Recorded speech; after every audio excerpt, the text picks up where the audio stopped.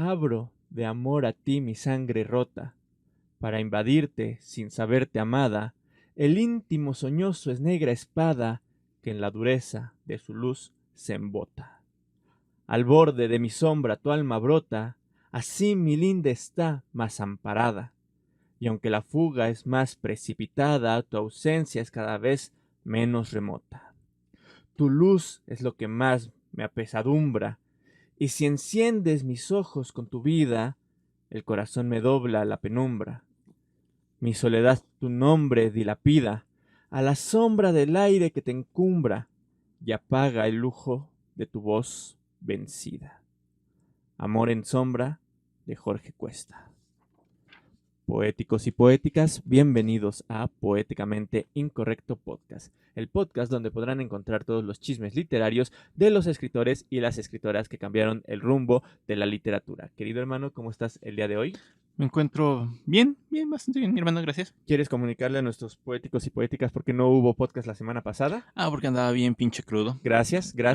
Gracias a mi hermano, quienes nos siguen semana a semana. Esas 3 personas que nos escuchan todas las semanas no tuvieron su dosis de poesía semanal y no pudimos, y de por sí ya estamos atrasados con los temas, a emparejarnos chido. Perdón a esas 10 personas que nos escuchan religiosamente. Lo siento mucho. Pero bueno, vamos a empezar.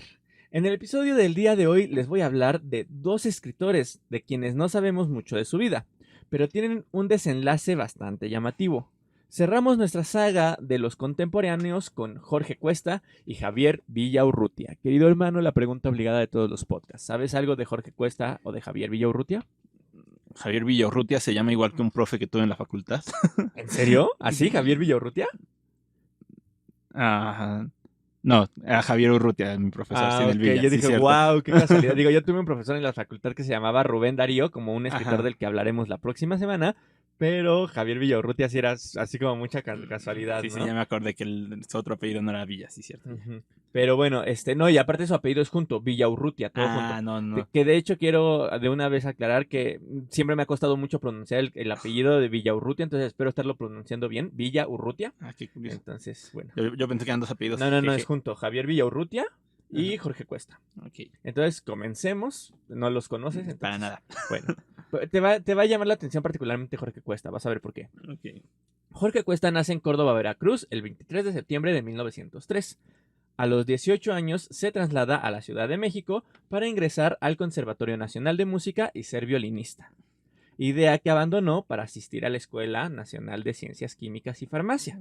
O sea, él sí de plano dijo adiós a la artisteada, yo me voy a las ciencias. Algo que sí deje. Ajá, exacto. Bueno, según, ¿no? Ajá. Y a diferencia de otros escritores que hemos conocido por aquí, Cuesta sí terminó sus estudios en tiempo y forma en esta carrera, Ok. e incluso llegó a ejercer, pero de eso ya hablaremos más adelante.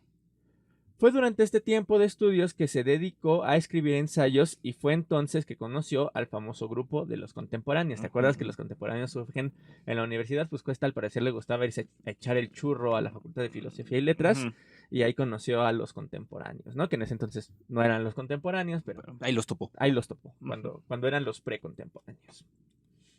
A pesar de haber estudiado química, Cuesta es conocido por ser el fundador de la crítica literaria mexicana, que era lo que en gran parte escribía en la revista Los Contemporáneos y en todas las revistas que participó.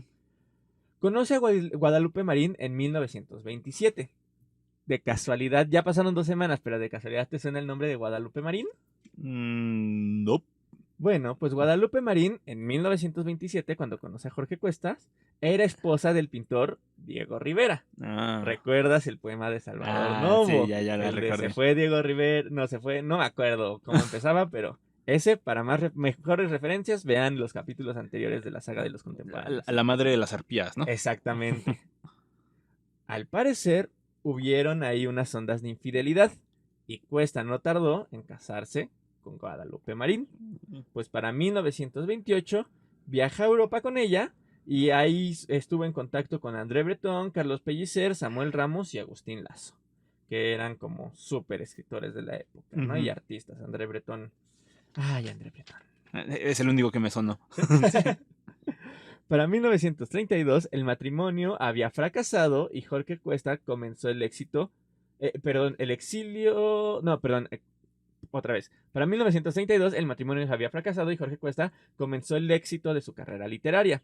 Luego de la colaboración en la revista Los Contemporáneos, fundó la revista Examen, que duró 2 números a razón de censura por parte de la prensa nacionalista. Ok. ¿Te acuerdas que ya hablamos que los contemporáneos estaban en contra de todo Ujú. este sentido nacionalista que imperaba en el país? Pues cuando los contemporáneos vencen, estos escritores, pues, o más bien no son vencidos tal cual, pero pues desaparece la revista, ¿no? Entonces muchos escritores buscan otros espacios como Jorge Cuesta, pero ya no estaba tan unido con el resto Ujú. del grupo. Entonces pasa lo siguiente. Aparecieron solo 3 números de la revista Examen, uno en agosto, uno en septiembre y uno en noviembre, todos de 1932. La revista fue blanco de la crítica por la publicación de los primeros 2 números de algunos capítulos de la novela inédita Cariatide de Rubén Salazar Mayén. En el órgano del Partido Comunista llamado El Machete, que tal vez te suene, Ujú. el famoso Machete, se publicó una nota en la que se criticaba severamente esta novela por considerar que el autor trataba de manera inadecuada la imagen de los militantes comunistas a través de sus personajes. Pero eso no fue todo. Un periodista del diario Excelsior pide la consignación de la revista por la libertad de lenguaje, entre comillas, en la que permitía incurrir. O sea, eran muy groseros Ajá. para la época. No cuidaban el lenguaje. Ajá. La crudeza del léxico reflejaba, según el periódico El Excelsior, un ambiente de degeneración social y remitía a hechos que ofendían los valores humanos y la moralidad pública. Creo que aquí ya estamos viendo qué periódicos y revistas estaban aliadas con el gobierno de ese Ujú. entonces, ¿no? Los diarios El Universal, El Nacional y La Prensa desataron una campaña contra los colaboradores de Examen, que fueron acusados de procacidad, cinismo y faltas a la moral. Uy, ¿Te acuerdas los contemporáneos por qué eran tan criticados en su tiempo? por fifís, ¿no? No, aparte, Pues, ¿por qué más? por juntarse con la comunidad LGBT. Sí, sí, sí. Entonces eso era seguramente algo de lo que Ah, había aquí que entre no la les gustaba. procacidad, cinismo, faltas a la moral. ¿Me explico? Ok, sí, ya. Aparte de, pues, obviamente, toda la crítica que está famosos capítulos de esta novela se hizo, ¿no? Ujú. Por último, el Universal Gráfico destacó el 20 de octubre de 1932 lo siguiente. El vanguardismo está siendo adulterado para beneficio de ciertos retrocesos, no solo intelectuales. Ahora, frente al cargo de afeminamiento que se lanza a cierta literatura de importación, esgrimen como desagravio ciertos machismos otra vez. Ahora, frente al cargo de afeminamiento que se lanza a cierta literatura de importación, esgrimen como desagravio cierto machismo que no despista.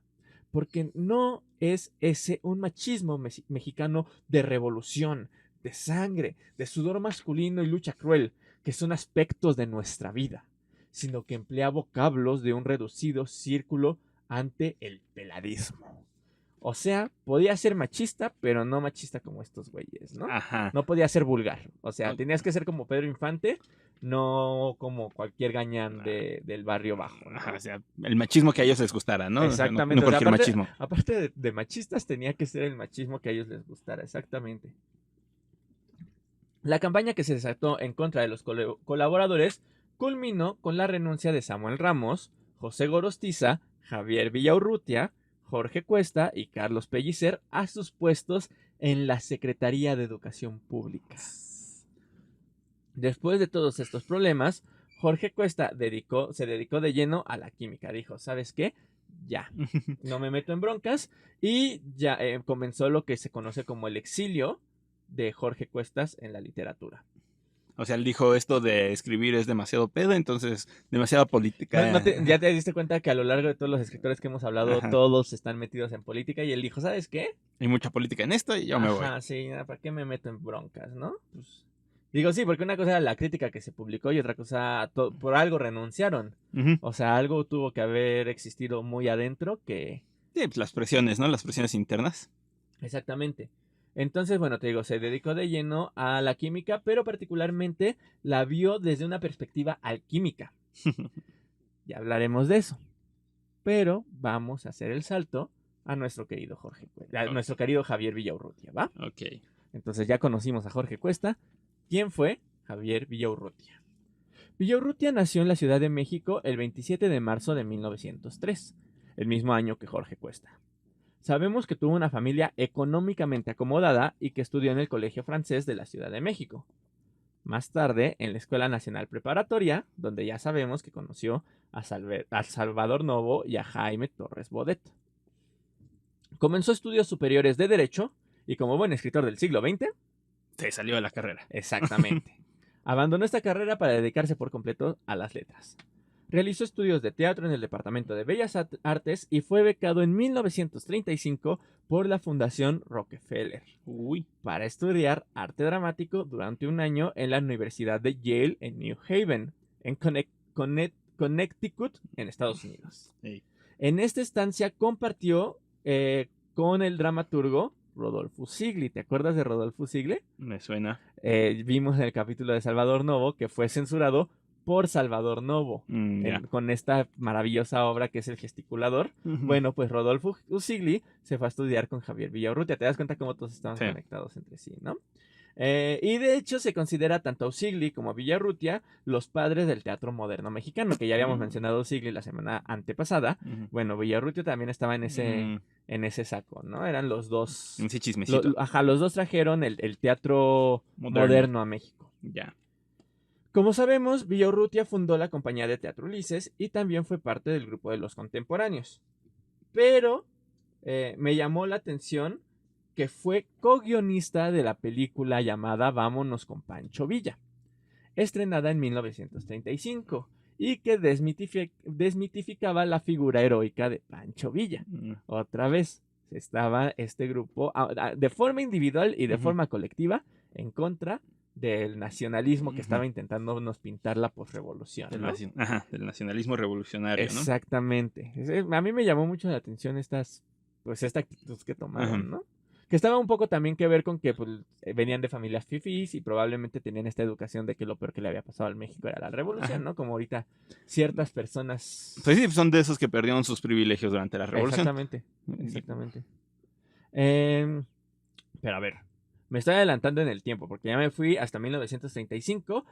Vamos a regresar a el tiempo en el que Villaurrutia estuvo en la Escuela Nacional Preparatoria, porque esto tiene que ver mucho con su identidad sexual. Acuérdate que esto era parte, en teoría, del mes del Pride, que ya estamos lejísimos del mes del Pride, pero nunca es tarde para pues hablar a favor de los derechos. Extendemos el mes total. De toda la comunidad, ¿no? Sí, exactamente. No somos como esas industrias que quitan la banderita cuando termina el mes.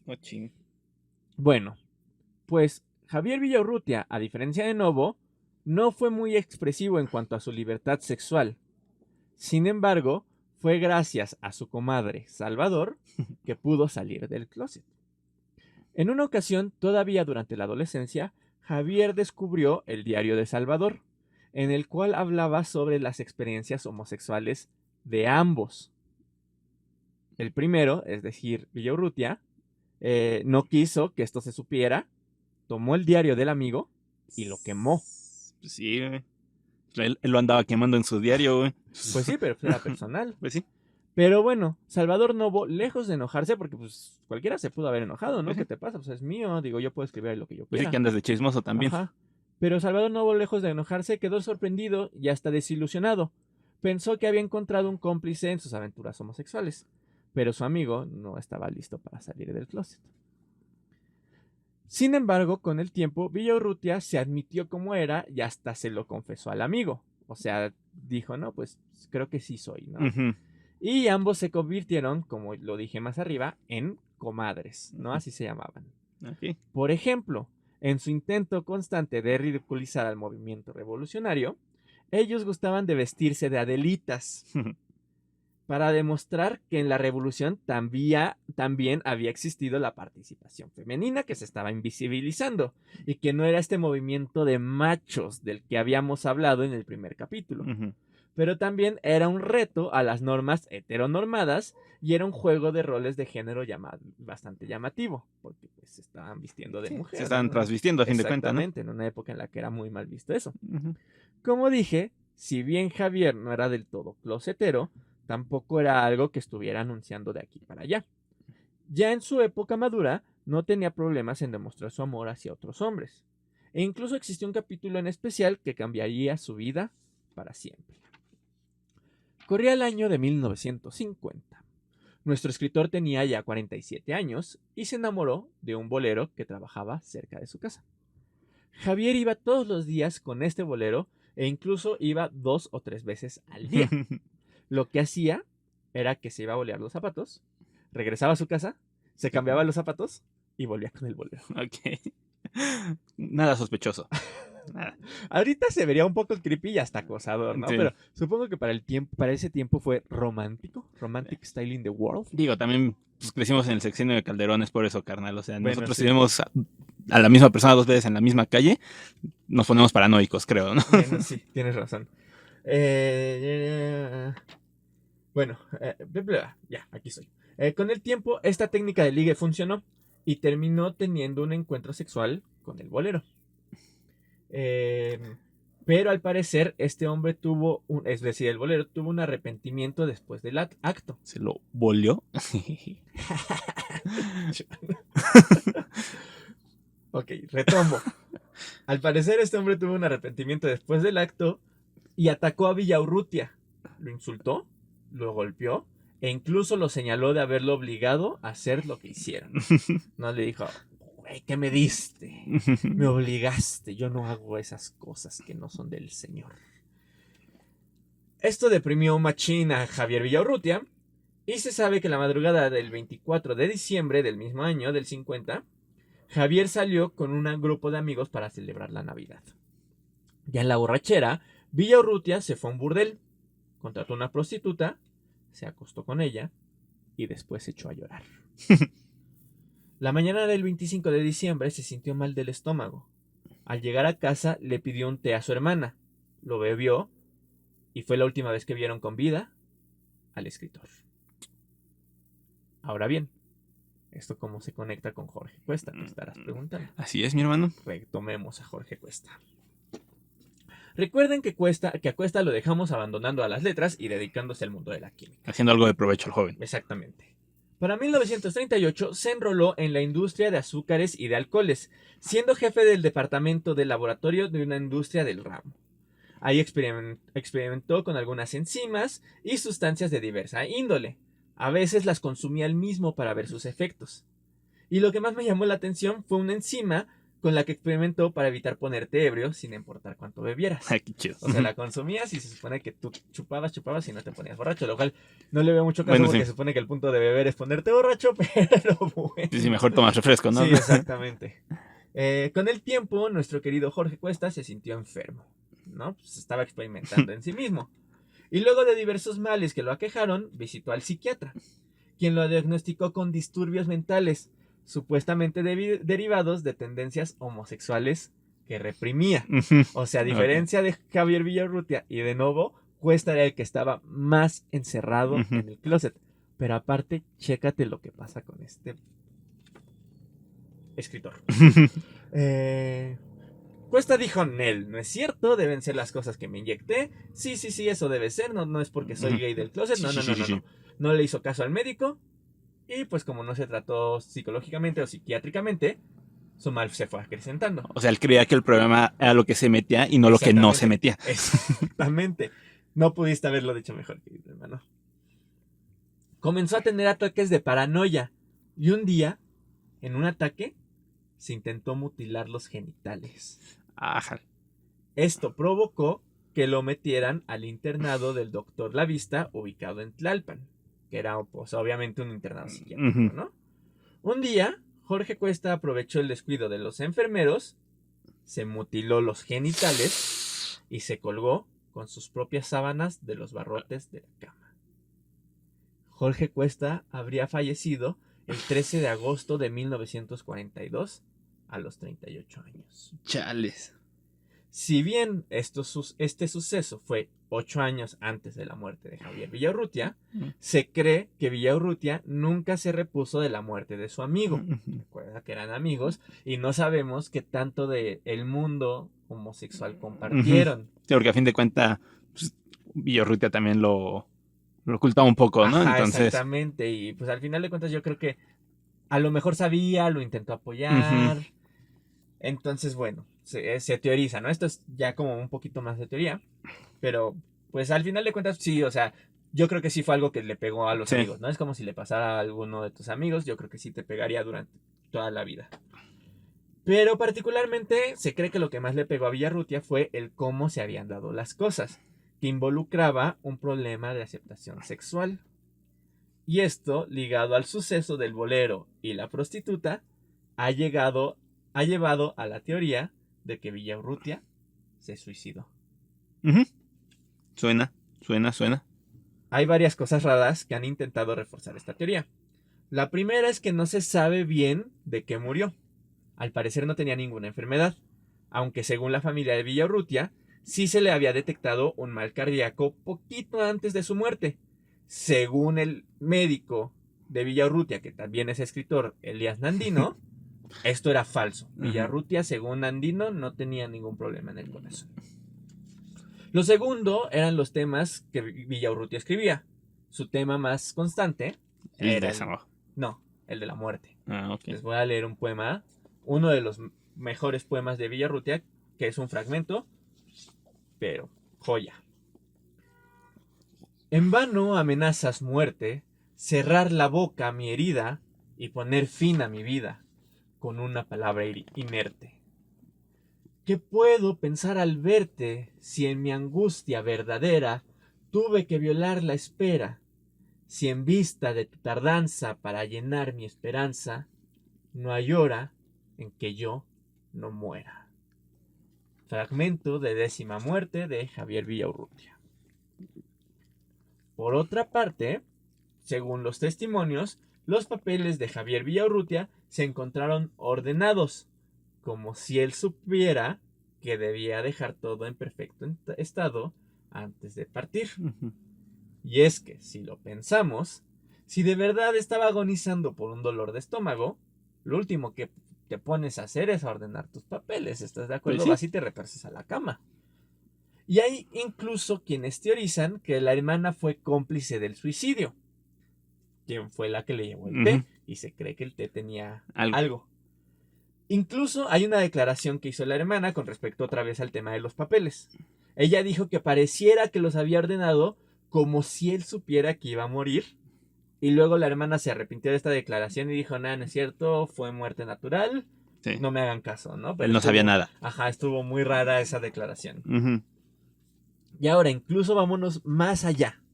Hay una teoría que incluye tintes políticos. ¿Te acuerdas que los despidieron o más bien renunciaron, comillas, de la Secretaría de Educación Pública? Recuerden que estos personajes tenían vínculos con el mundo de la política y se volvió sospechoso que no solo Villarrutia y Cuesta se suicidaran. También se suicidó Jaime Torres Bodet, otro escritor perteneciente al grupo de los contemporáneos, que había sido parte de la Secretaría de Educación Pública, que había sido parte, creo que de la UNICEF, si no mal recuerdo, representando a México.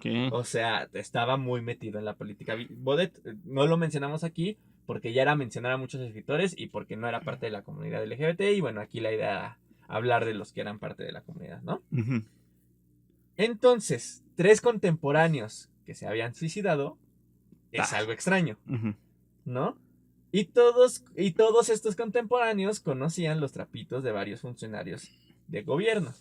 Y para prueba, la siguiente cita de Salvador Novo, que te acuerdas que mencionamos en el capítulo de Salvador Novo, que él le sabía muchos secretos y que fue hasta cierto punto lo que lo cuidó, ¿no? Por decirlo. Lo que aprendió a usar para cuidarse. Ni Villaurrutia, ni Torres Bodet, ni Jorge Cuesta se metieron tanto en política, ni se relacionaron tanto como para aprovecharlo. Esto sucedió, es una anécdota que contó Elías Nandino precisamente, y que habla sobre Salvador Novo y cómo reaccionaba él particularmente a las críticas que le hacían por ser homosexual. Acuérdate que Novo sí era más aventado y más... Sí, a él sí le valía. Sí, a él sí le valía. Fíjate lo que dice Nandino. En una ocasión, Javier Villaurrutia y yo pasamos por Novo al edificio de la Secretaría de Educación Pública para irnos juntos a comer. A Salvador y a mí se nos ofreció ir al baño. En una de las paredes alguien había puesto: Salvador Novo es joto. Él leyó eso, sacó un lapicero y comenzó a hacer una lista. Narciso Bassols es joto. El tesorero de la SEP es puto. El secretario es marica. Y llenó media pared con los nombres de muchos funcionarios. Cuando salió le pregunté con sorpresa, ¿por qué hiciste eso? Y él respondió, ay, pues porque así lo borran más pronto. O sea, bastante ingenioso el Nova, aparte de todo. Exactamente. Porque él era abiertamente. Pero, por ejemplo, este que mencioné, este Bassols, era de los altos funcionarios. Y todo el mundo sabía que era bien closetero. Entonces... El secreto a voces, ¿no? O sea, es como una forma de comprobar que Novo le sabía y que no tenía miedo de decirlo. Y como tú mismo mencionaste, tú fuiste el que lo mencionó el capítulo anterior. Novo lo aprovechó para su propio beneficio, algo que no hizo ni Villarrutia, ni Cuestas, ni los demás. Entonces eso lleva a la teoría de ¿se suicidaron o los suicidaron? Chon, chon, chon, chon. Exactamente. Pero bueno, lo cierto es que esta última teoría también no está muy bien sustentada. Y todo indica que ya es buscarle como tres pies al gato, ¿no? Porque pues no hay nada que compruebe que les hicieron algo. Pero sí hay muchas cosas que indican pues que sufrían de trastornos mentales, probablemente depresión. Digo, obviamente, como ya lo he dicho en otros capítulos, no puede uno diagnosticar a escritores y mucho menos si no soy psicólogo. Pero bueno, creo que es más que obvio que... Digo, al mismo Jorge Cuesta, el psiquiatra, sí le dijo que tenía problemas mentales. Hay muchas cosas que vinculan al mismo Villarrutia con muchos problemas. Entonces, tiene que ver precisamente con la represión sexual que existía en la época. Sí, o sea, ¿no? Era algo que se veía venir a gritos, ¿no? O sea, si ya intentaste cortarte los genitales una vez, pues ¿qué te impide volver a hacerlo, no? O sea, y se ve que sí tenía intenciones de autolesionarse. Y démonos cuenta de algo. ¿Quiénes son los que mueren de esta forma trágica? Villarrutia y Cuesta, que eran como los que estaban más reprimidos. ¿Quién sobrevive más hasta pues morir de enfermedad? Natural, ¿no? Este Novo que era... Este Novo que era el más expresivo con respecto a su sexualidad. Y Novo, precisamente es interesante porque Novo es el que se dedica toda su vida a autoanalizarse. Acuérdate que leía Sigmund Freud, que le gustaba, que escribió varias autobiografías, precisamente buscando autoanalizar esta tendencia homosexual, ¿no? Que en ese entonces se veía mal, pero ahorita sabemos que no tiene nada de malo. Ajá, exacto. Yo me quedo con la teoría de la represión sexual del siglo XX que provocó este trágico desenlace en estos personajes. En especial en Cuesta y Villarrutia, que ya lo mencioné, se enfrentaron a críticas, humillaciones y hasta persecuciones por causa de su sexualidad. Y bueno, querido hermano, estos son los contemporáneos, que nos recuerdan por qué la lucha por la comunidad LGBT, sus derechos y aceptación debe seguir no en un mes al año, sino todos los días hasta que se logre el objetivo en el mundo de las letras, el arte, en general y en la política. Y esa es, querido hermano, la historia de los contemporáneos más polémicos. ¿Qué te pareció? Loca esas últimas dos estuvieron locochonas, ¿eh? Que terminaron en suicidio. Pero también, pues, como que no ha cambiado mucho la cosa, ¿no? O sea... Pues sí, ¿no? Porque era lo que platicábamos, creo que sí fue en el de los contemporáneos, en el de Salvador Novo, pues que también tiene mucho que ver con clases sociales, todo ese tipo de cosas, ¿no? Por ejemplo, yo creo que si ahorita fuera siglo XXI y existieran Villarrutia y Cuesta, yo creo que sí hubieran sido más aceptados, ¿no? Pues quién sabe, o sea, pensemos en algún funcionario público. Bueno, sí, justo era lo que te iba a decir, que hasta donde yo sé, y eso también es secreto a veces, muchos funcionarios públicos siguen siendo closeteros precisamente porque afecta su imagen política. Exacto, sí, exacto. Y creo que también en parte ese era el problema, ¿no? Que eran funcionarios públicos más que la parte artística. O sea, sí, ahorita sí conocemos a muchos artistas que ya son abiertamente de la comunidad, pero estos también eran actores políticos, ¿no? Entonces, todavía seguimos viviendo en un México machista. Sí. Independientemente de que tengamos el mes del Pride y el centro de la ciudad se llene de la comunidad. Sí, porque ese es el centro de la Ciudad de México, que también ya vimos con el capítulo de Salvador Novo, que el mismo Carlos Monsiváis decía que la Ciudad de México fue como pionera en la aceptación de la comunidad LGBT. Hay que ver cómo está el resto de la República, ¿no? Y aún así sigue siendo sumamente machista la Ciudad de México, entonces... Exacto. Pues sí, es raro ver cómo no ha cambiado mucho en ese sentido. Bueno, triste verlo. Pero bueno, esos fueron los contemporáneos. Espero que a ustedes les hayan gustado. ¿Tus redes, querido hermano? Claro que sí, me pueden encontrar en YouTube, Facebook y TikTok como Furio Sensei y en Instagram como Iván-Furio. Furio con Y. Ok, lo siento. Y ya saben que a nosotros nos pueden encontrar en todos lados como poesía.incorrecta o poéticamente incorrecto. Estamos en Facebook, Twitter, Instagram, TikTok y por supuesto YouTube y todas las plataformas en las que escuchen sus podcasts favoritos. Eso fue todo de nuestra parte y nos vemos en el próximo episodio. Hasta la próxima.